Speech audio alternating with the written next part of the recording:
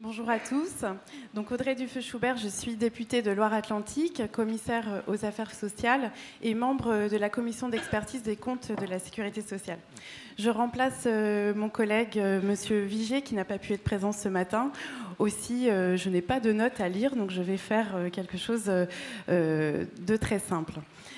Alors, j'ai vu tout à l'heure dans l'étude statistique que seulement 5% de la population faisait confiance aux élus politiques.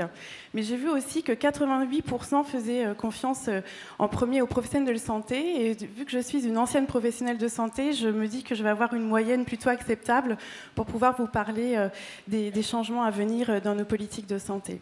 Vous faisiez quoi ? Alors, je suis de formation infirmière, j'avais repris des études, un master en droit économie de la santé, et je gérais un SSR de 80 lits, un SSR polyvalent en zone rurale justement, où effectivement nous étions confrontés non seulement à de gros problèmes de recrutement de médecins salariés en zone rurale, et nous avions dû faire preuve d'innovation pour pouvoir tout simplement continuer d'exister au milieu du paysage sanitaire de notre département. Et nous avions développé plusieurs formes de prise en charge plutôt innovantes qui nous avaient permis de subsister, j'ai envie de dire. Alors je crois que la question, voilà, c'est l'avenir appartient-il aux établissements hors les murs ? Alors c'est vrai qu'on entend beaucoup parler d'EHPAD hors les murs notamment, avec la crise des EHPAD récemment. Je ne sais pas s'il y a un modèle type hors les murs à développer. En tout cas, ce dont je suis certaine, c'est que l'avenir retient surtout sur éviter cet enfermement dans les statuts et dans les dogmes qui cloisonnent trop les professions. Nous parlons beaucoup de médecine de ville, de médecine salariée, médecine hospitalière. Nous parlons aussi beaucoup trop de sanitaire, de médico-social. Et je crois que l'avenir appartient surtout à ce décloisonnement qui va permettre plus de coordination et de parcours coordonnés. J'ai vu tout à l'heure aussi dans l'étude statistique qui était intéressante, seulement 21% des patients estiment que leur parcours est plutôt bien coordonné. 21%, c'est extrêmement faible, puisque dès lors que nous souhaitons envisager un hôpital hors des murs, à mon sens, il faut que la structure hospitalière, la structure d'accueil de MCO qui organise la sortie du patient puisse mieux s'organiser, et alors nous pourrons effectivement parler de prise en charge vraiment performante et efficiente sur le hors les murs. Je pense que l'avenir n'est pas forcément au tout hors les murs, mais vraiment sur une médecine coordonnée et une prise en charge coordonnée qui va vraiment répondre de manière performante et satisfaisante pour l'offre de soins du patient. Pardonnez-moi d'être direct, mais le président de la République, dans le contexte que tout le monde connaît, qui va être compliqué actuellement, a promis un certain nombre de maisons de santé relais justement entre, au fond, le domicile, l'hôpital où peuvent avoir lieu les interventions et les soins lourds, etc. Ça paraît encore tenable, ces promesses, dans le contexte budgétaire actuel, dans la situation actuelle ? Je sais que je suis un peu rude dès le matin, mais comprenez ma situation, je suis en train de m'effondrer, alors il faut... Bien évidemment. Je pense que les maisons de santé et les MSP, ce à quoi vous faites référence, bien évidemment, ne sont pas remises en question, puisque c'est une réponse qui est apportée, qui est proposée dans la future loi de santé, et on donne leur nombre pour pouvoir mieux coordonner les parcours. Les annonces du président ne remettront pas en question, je ne le pense pas, il faudra bien évidemment le vérifier, mais la loi à venir ne sera pas pour autant remise en question. C'est des adaptations qui vont se faire là dans l'urgence, sur lesquelles je ne peux pas me prononcer très clairement. Nous verrons cela la semaine prochaine. Voilà, il y a une réelle intention de répondre à cette urgence des ronds-points, comme vous l'avez dit tout à l'heure, mais de toute façon avec une vraie prise en considération sur un ONDAM qui a été évalué à 2,5% projeté pour l'année prochaine, et cela, je ne pense pas que ça soit remis en cause, rassurez-vous. Oui, la loi elle-même, elle était prévue le 15 décembre. On va passer les fêtes ou on va régler le problème avant ? Alors vous avez vu, j'ai une poigne de fer, c'est ce que vous avez dit tout à l'heure, quand je vous ai dit bonjour. Donc non, les députés, nous sommes sur le pont et nous allons être actifs jusqu'au 31 décembre, s'il le faut, pour répondre à l'urgence de notre pays. Voilà, donc pour ce premier point, donc nous sommes avec nos autres invités. Et donc, qui veut commencer ? Mon voisin de gauche avec ses lunettes rouges magnifiques, Philippe. Donc, est-ce que vous pouvez vous donner votre point de vue justement sur ce sujet particulier ? C'est-à-dire l'articulation, qu'est-ce qui va changer dans les hôpitaux ? Qu'est-ce qu'il peut y avoir comme nouvelle profession ? Et que faut-il penser de la politique publique? Alors, il n'y a pas que les hôpitaux, il y a l'hospitalisation privée Bien aussi, sûr. il faut voir Quand ça. je dis hôpitaux, je dis l'ensemble. Alors c'est vrai, est-ce que l'avenir appartient-il aux établissements ou à Rémur? Donc je trouve que la réponse n'est pas si évidente que ça, parce que ça dépend de la façon dont va se réorganiser le monde de la santé. Alors il faut quand même faire un constat aujourd'hui, et Lamine le disait, on ne trouve pas de médecins aujourd'hui. On ne trouve pas de médecins qui ont un temps médical disponible. Il faut savoir qu'on n'a jamais eu autant de médecins en France, tout le monde le sait. Par contre, aujourd'hui, tout le monde reconnaît qu'il faut quasiment un médecin ancien égale 2 nouveaux installés. Voilà. Donc, et parce que changement de paradigme, parce que les jeunes ne veulent plus travailler comme leurs aînés, à raison, parce que quand même 60-70 heures de travail, je vous engage à regarder sur LCP le reportage d'un médecin de campagne actuel, on voit bien qu'il est nuit et jour sur le pont, et aujourd'hui tout le monde ne veut pas travailler comme ça. Ça c'est la première question. La deuxième chose, c'est que les jeunes préfèrent donc, du fait de leurs études et de la façon de voir comment ils vont travailler plutôt regroupés, aujourd'hui s'orientent plus vers un salariat. Donc c'est vrai que quelque part, le salariat va se faire plutôt en établissement ou dans des structures qui sont relativement lourdes, qui permettent de les salarier. Le problème, c'est qu'en ville, en médecine ambulatoire, se posera la question de la pérennisation de ces structures. Parce qu'aujourd'hui, toutes les maisons de santé, toutes les CPTS qu'on envisage, vont vivre sur des fonds FIR dans un premier temps, et puis dans la nouvelle convention qu'on va discuter à partir de janvier pour les CPTS, sur des fonds quand même publics, et on ne sait pas sur l'avenir ce que ça va donner. Sachant que si on s'oriente vers une médecine de salariat, ça veut dire que la médecine coûtera plus cher qu'aujourd'hui. Parce que les salaires qui sont proposés aujourd'hui, et il n'y a qu'à regarder en Saône-et-Loire ce qui se passe avec 30 centres de santé, avec des gens qui sont payés entre 5 et 6 000 euros net, faites les calculs, vous êtes en déficit de 150 000 à 200 000 euros par centre tous les ans. Donc ça veut dire que c'est l'argent public et donc l'impôt qui payera ces structures. Donc se posera quand même une question politique. Et aujourd'hui, on est sur un changement sociétal et un changement de réorganisation de la santé. Et oui, il y a une voie qui va se dessiner. Ça sera plutôt du salariat ou plutôt du libéral qui est quand même, je le rappelle, le moins cher aujourd'hui. Est-ce que vous considérez par exemple qu'il faut faire sauter le numerus clausus définitivement? Le numerus clausus, vous ne le ferez pas sauter puisque même les jeunes commencent à s'en rendre compte. Il y aura une sélection. Aujourd'hui, il y a 68 000 étudiants en PACES et on en prend 18 000. Le fait d'ouvrir le numerus clausus, vous allez avoir un afflux évident de jeunes qui vont venir s'intégrer dans la filière. Donc on va monter à 80 000. Mais les hôpitaux et les facs, l'université, ne pourront pas former autant de personnes. Donc ça veut donc dire que nécessairement, comme en droit, vous n'avez pas de numerus clausus, mais l'écrémage, il se fait jusqu'au Master 2. Donc il y a des gens qui arrêtent, qui sont en fin de Master 1 et qui n'arrivent plus à passer en Master 2, parce qu'on ne les reçoit pas, parce qu'il y a trop de gens. Donc il y aura nécessairement peut-être une sélection, enfin une régulation qui se fera. Elle sera plus douce. Alors c'est vrai qu'un concours unique sur une journée ou 2 jours traumatise tout le monde, mais il y a nécessairement une régulation qui s'effectuera. Mais est-ce que vous pensez qu'il va y avoir une redéfinition justement, vous parlez du salariat, mais du métier lui-même, qu'il va y avoir des métiers intermédiaires finalement, entre la chirurgie lourde, l'oncologie lourde et puis d'autres types d'activités médicales? Ah, tout à fait. De toute façon, on est sont même peut-être pas du domaine de la médecine, des infirmières. On y travaille aujourd'hui, avec les IPA notamment, mais il est certain qu'on est au pied du mur et que ça fait 30 ans que ça se dégrade. Et donc, personne ne s'en est vraiment occupé. Là, le problème de la démographie médicale, on pouvait quand même le sentir. Et là, aujourd'hui, on voit bien qu'on a un véritable problème, à tel point que les élus sont en difficulté dans leur mairie, dans leur département, pour répondre à la demande des Français. Et on voit bien, ce qui me fait plaisir dans le sondage, c'est que les Français font quand même confiance à leurs professionnels de santé et mettent quand même le colloque singulier et la relation aux médecins et aux professionnels de santé en avant. Donc ça veut dire quand même qu'il y a un peu d'empathie, contrairement à ce qu'on a pu dire il y a 2 mois, je crois. Voilà. Mais c'est vrai que sur le principe général, l'organisation va complètement changer. Les médecins aujourd'hui, il faut imaginer ce que sera le médecin plus tard. Le médecin plus tard sera celui qui organisera le parcours de santé du patient dans la meilleure efficience, et c'est celui qui organisera, c'est-à-dire qu'il y aura des infirmières, des kinés, l'hospitalisation privée, voilà, et le médecin sera le coordonnateur de tout ça. Donc il y a vraiment un changement de métier, et le tout aidé par le numérique qui est en train de se mettre en place aujourd'hui. Et alors, dernier point, c'est la fameuse affaire des déserts médicaux, et après le 3e intervenant donnera son point de vue, puis on débattra avec Lamine Garbi. Mais est-ce que vous avez, avec l'expérience qui est la vôtre, le sentiment qu'on va régler ce problème ou pas du tout? Alors, on parle de CPTS pour régler ce problème. Je ne suis pas sûr que les CPTS redonnent du temps médical. La coordination, je ne suis pas sûr. Ça sera un meilleur confort de travail, une meilleure organisation où le patient pourra lui faire suivre son parcours de santé de façon plus optimale, mais je ne suis pas sûr que ça redonne du temps médical. Pourquoi ? Parce qu'il faudra quand même il faut des médecins pour voir les gens, et donc il faut du temps. Et c'est pas parce que vous êtes coordonné avec des infirmiers, des spécialistes, que ça va vous redonner du temps. Vous aurez peut-être ce que je reproche donc aujourd'hui, donc on voit bien le PLFSS qui a été voté, les assistants médicaux. Ouais. Voilà. Donc on disait que la ministre nous écoutait plus tout à l'heure. C'est vrai, elle nous écoute. Mais on l'a dit à l'extérieur, mais on va voir maintenant. Tout à l'heure, tu peux dire qu'elle nous entendait mieux que Marisol Touraine. Hein.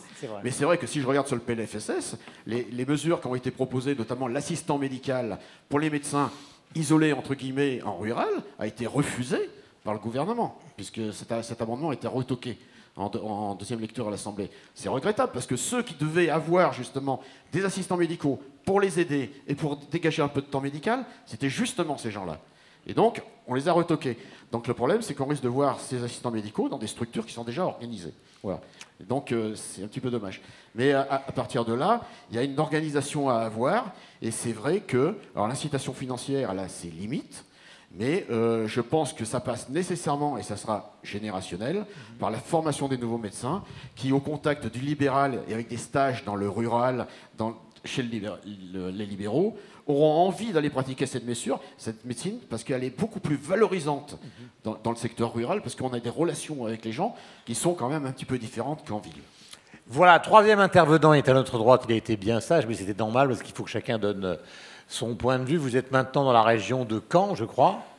Oui, où il y a un grand centre hospitalo-universitaire, puis il y a des cliniques, effectivement. Est-ce que vous avez l'impression que toutes les impulsions qui ont été données ces derniers temps vont permettre de réorganiser d'une manière satisfaisante, à vos yeux, justement, et la profession et les relations entre les médecins et les malades ? Bon, je vais vous répondre. En fait, l'intitulé « L'avenir appartient-il aux établissements hors les murs ?»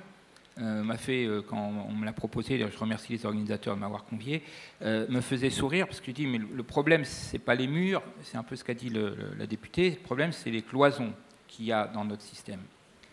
Et ce que vous évoquez sur les liens entre le public, le privé, les libéraux, est quelque chose qui est dénoncé depuis pas mal de temps, mais qui résulte, et c'est l'analyse qu'on a faite au HCAM, qui résulte sans doute d'une approche qu'il faut complètement renverser. C'est qu'on a raisonné depuis le début on a privilégié l'offre. Quand j'étais directeur d'ARS en Normandie, le problème que j'avais, le premier problème, c'était de maintenir les structures existantes. Et j'ai eu un mal fou à faire évoluer les choses. Parce qu'au lieu d'avoir un raisonnement en termes de besoins de la population, de quoi on a besoin, vous parlez du médecin traitant, mais il y a aussi la coordination, le deuxième avis, le problème des urgences, le problème du médico-social. Tous ces aspects-là n'étaient pas vraiment pris en compte de manière pensée.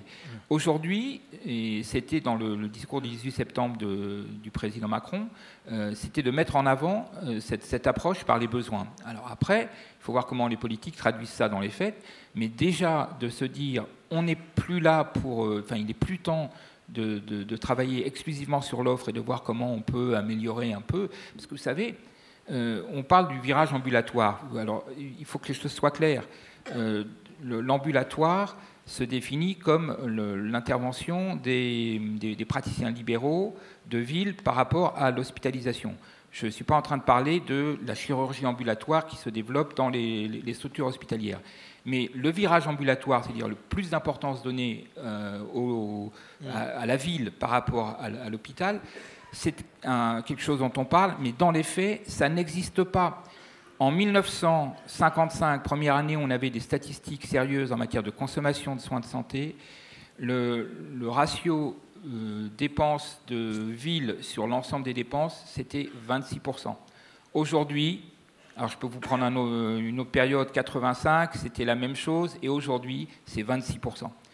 Ce qui veut dire qu'on a toujours le même poids et la même structure des soins dans notre pays.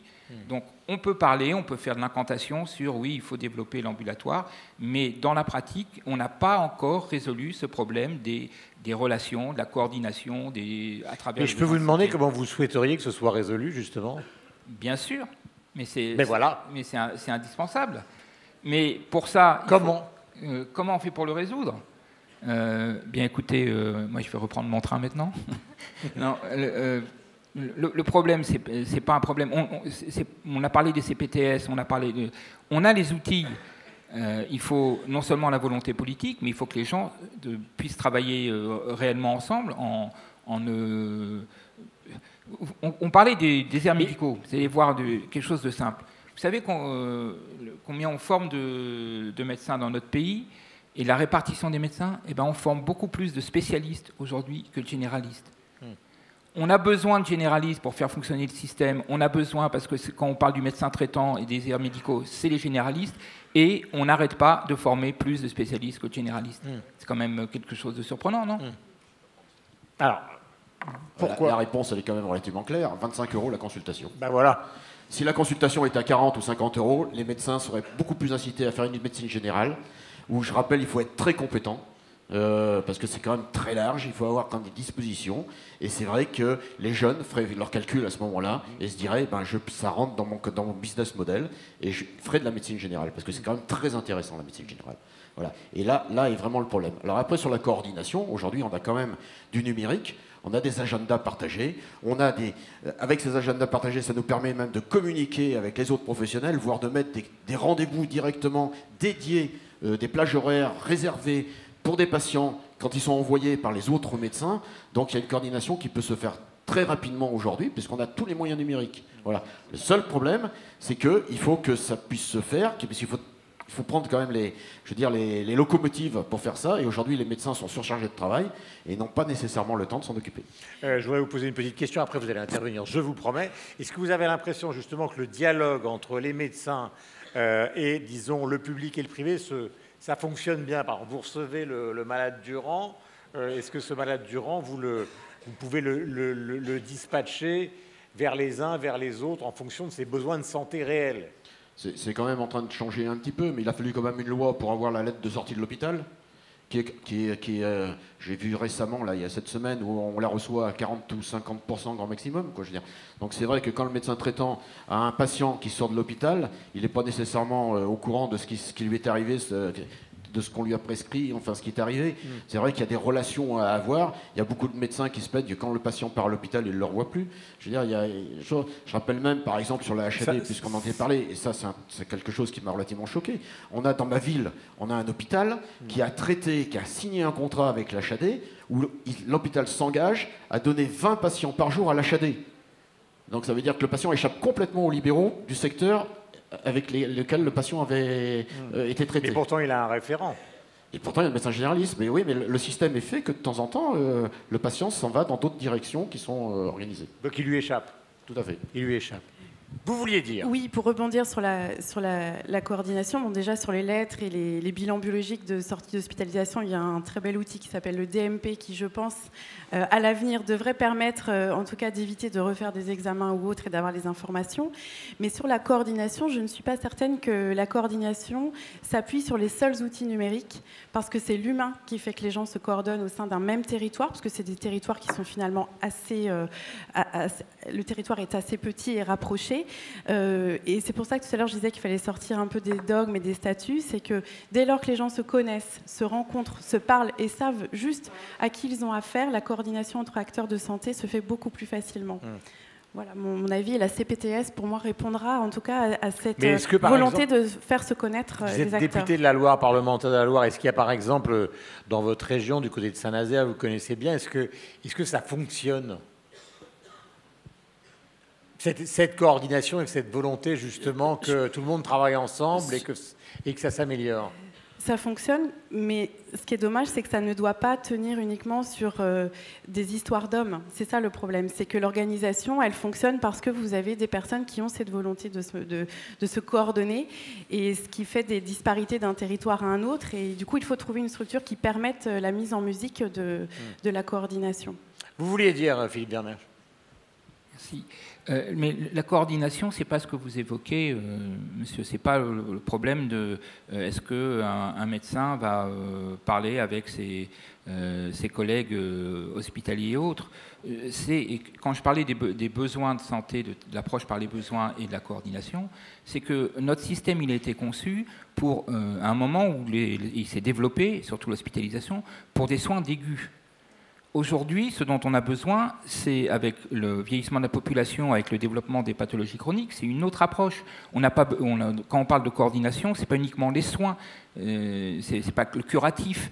On a besoin aussi d'avoir une approche en amont avec la prévention, et puis le médico-social. Tout ce travail-là, il n'existe pas. Alors, les instruments sont là, mais dans la réalité, c'est que ça ne fonctionne pas parce qu'on n'a pas pris en compte... Est-ce que vous pouvez me donner un exemple précis, par exemple, de ce qui ne fonctionne pas? Il n'y a pas... ce qui fonctionne pas, on a parlé des urgences, c'est pas tellement sur le nombre. Moi, ce qui me préoccupe dans les urgences, c'est que les urgences ne sont pas régulées. C'est-à-dire qu'aujourd'hui, sur 100 urgences qui se présentent dans un hôpital, vous en avez seulement que moins de la moitié qui passent par la régulation, par le 15. Or, c'est indispensable, avant d'aller aux urgences, c'est de savoir comment on peut répondre aux besoins de la personne qui appelle. C'est pas, et malheureusement, comme c'est pas régulé, c'est-à-dire que les gens n'appellent pas et se présentent, pour les raisons que vous avez évoquées, le système ne fonctionne pas. La numérisation, les outils numériques, c'est indispensable. On a démarré une expérimentation dans le Sud-Manche, dans un endroit très déshérité, il n'y avait pas de médecins traitants. Et donc, on joue sur une meilleure organisation avec des infirmières qui vont s'occuper, prendre en charge les patients pour une télémédecine faite par des consultations de médecins à l'extérieur, dans des endroits où il y en a. Mais les outils servent s'il y a une volonté au départ. Sinon, l'outil ne sert pas à grand-chose. Vous vouliez dire un dernier mot et Lamine va intervenir pour conclure. C'est vrai que sur les CPTS, c'est surtout une bonne solution, et je vous rejoins dans le fait où aujourd'hui, on a des professionnels de santé qui sont installés sur le territoire qui ne se connaissent pas. Voilà. D'ailleurs, les jeunes qui s'installent ne font même plus le tour de leurs confrères pour se présenter. Donc ça, c'est quand même la première chose qu'il faudrait leur enseigner. Et c'est vrai qu'à partir de là, donc dans une CPTS, le fait de se rencontrer, mais il faut encore des gens qui se dévouent quelque part au départ, parce que ça demande beaucoup de réunions, ça demande de l'énergie pour emmener tout le monde. Et là, à partir de là, on pourra avoir la coordination qui sera discutée entre tous, mais c'est pas gagné. Et l'objet numérique aujourd'hui, c'est l'objet le plus facile, c'est le moyen le plus facile et rapide pour déjà avoir ce début de coordination qui n'existe pas aujourd'hui. Voilà. Lamine, est-ce que vous avez le sentiment que les médecins libéraux sont aujourd'hui plus, comment peut-on dire Vous avez vu qu'avec Guillaume, on a un moyen de communication qui est extrêmement moderne. C'est le petit papier. Oui. Qu'on se passe. Absolument. Et on se comprend. Absolument. Donc peut-être revenir à la simplicité aussi, de se parler. Philippe, tu as eu un mot assez dur sur l'HAD, et je comprends pourquoi ça ne marche pas aussi bien que ça devrait marcher. Quand tu dis, si 20 patients de l'hôpital vont en HAD pendant un mois et demi, je perds le patient. Je vis ça tous les jours. Par les paramédicaux, les infirmières libérales, par les médecins, alors qu'au contraire, l'HAD s'est fait en sorte pour que vous, médecins libéraux, vous, personnel infirmier, libéraux, puissent prendre en charge ces patients hors les murs. Donc la difficulté, elle est majeure, et tu l'as dit, avec tes mots, c'est très clair. Donc on doit travailler là-dessus, pour vous rassurer. Tu as parlé des assistants médicaux. Je suis choqué de voir que nous en sommes exclus. L'hospitalisation privée est exclue de ce dispositif, ce qui n'est pas normal. On doit faire en sorte qu'on puisse les accueillir. Tu as parlé du numerus clausus de la formation. Là aussi, 1000 cliniques. Médecine, chirurgie, obstétrique, soins de suite, psychiatrie, on a des terrains de stage. J'ai parlé de terrains de stage, toutes spécialités. Bien sûr, mais on en est exclu. On en est exclu. Les externes, on n'en a pas. Les internes, c'est compte-gouttes. Il y a une marge de progression à avoir. On doit ensemble travailler pour qu'on puisse accueillir. J'ai une question sur Philippe, sur L'évolution des pratiques, tu as parlé de la médecine libérale, la médecine salariée, bien sûr que ça évolue. Hier, on a remis un trophée à une expérimentation, plutôt pas une expérimentation, à un mode de recrutement de médecins public-privé, hôpital-clinique. Que penses-tu du statut unique du praticien qui est débattu ou qui est en genèse? Le statut unique du praticien, du médecin, libéral, salarié, public-privé. Je pense que les médecins libéraux seraient très enclins d'aller travailler dans les établissements privés ou publics et qu'il faut changer leur statut. Le concours de PH et compagnie arrête beaucoup de monde parce que les médecins à 50, 60 ans, ils n'ont pas envie de se retrouver devant un jury, de repasser des concours. Et donc c'est vrai qu'un statut très simple permettrait d'y aller. Donc avec, c'est pas compliqué, hein, avoir un contrat, voilà. Et je pense que nombreux seraient à partager leur temps de travail entre un établissement et leur cabinet, parce que ça permet quand même de sortir de leur cabinet, justement, et de voir autre chose. Et ça permettrait d'éviter cette guerre sur les territoires entre le public et le privé, cette commission de déontologie qui, pour moi, n'a plus de sens, parce que la liberté d'installation doit être pour tous. Donc, je suis content de ta position. Guillaume, hors les murs, on voit bien que c'est pas demain. On voit bien que c'est encore compliqué, et c'est vrai qu'on milite pour que l'hospitalisation à domicile trouve toute sa part, toute sa noblesse, parce qu'il y a encore du travail, et on doit faire en sorte que les libéraux s'investissent plus. Ce n'est pas uniquement une structure qui crée de l'HAD, c'est les médecins libéraux, les infirmiers libéraux qui doivent faire en sorte que ça vive et que ça se développe.